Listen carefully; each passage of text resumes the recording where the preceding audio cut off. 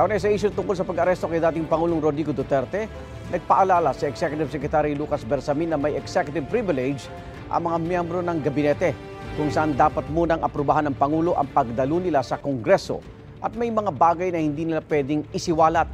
Ayon naman kay Senate President Chis Escudero, hindi ito dahilan para hindi sila dumalo sa mga pagdinig. Yung unang balita si Mav Gonzalez. Sa isang liham kay Senate President Chis Escudero, may ipinaalala si Executive Secretary Lucas Bersamin noong pagdinig sa Senado tungkol sa pag-aresto kay dating Pangulong Rodrigo Duterte. Gagamitin daw ng mga dadalong miyembro ng gabinete ang kanilang executive privilege, bagay na nakapaloob sa EO 464 ng Administrasyong Arroyo. Sa ilalim nito, kailangan ng pahintulot ng Pangulo kapag haharap ang mga opisyal sa Kongreso. Ginamit yata ng isa o dalawang beses lamang. Depende sa tanong na ipinukol ni Senator Marcos.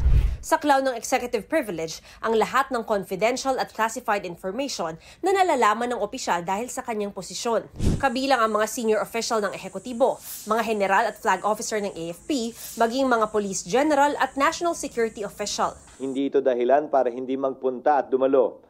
Ito'y karapatan na binibigay sa kanilang tumangging sumagot kapag pwede nilang ma-invoke ang executive privilege sa isang katanungang maaaring magbigay ng detalye ng pag-uusap ng miyembro ng gabinete at ng Pangulo.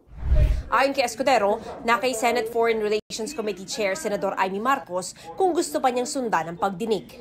Nitong mga nakaraang araw, may mga nakapansin na hindi binanggit ni Pangulong Bongbong Marcos ang kapatid na si Senador Amy sa mga kampanya. At huwag natin gawing alyansa lamang nitong 11 na tao, 11 na kandidato na tumatakbo bilang senador na kasama sa alyansa. Tinanong tungkol dito ang Malacanang. Ang pagkakasabi lang po sa atin ay maliwanag po ang kanyang sinabi at hintayin na lamang po ang susunod na mga rally para malaman po natin kung ano po ba yung ibig niya talaga sabihin dito. Nagkaroon na po ba ng pagkakataon na magkausap sila Senator Amy and PBBM? Ayon din po kay Senator Amy ay hindi pa po siya nakikipag-usap kay Pangulo. Nitong weekend, tinanong ng media ang senadora kung bahagi pa ba siya ng alyansa. Hindi ko alam, hindi ko pa tinatanong. You have not withdrawn from alyansa? No action taken.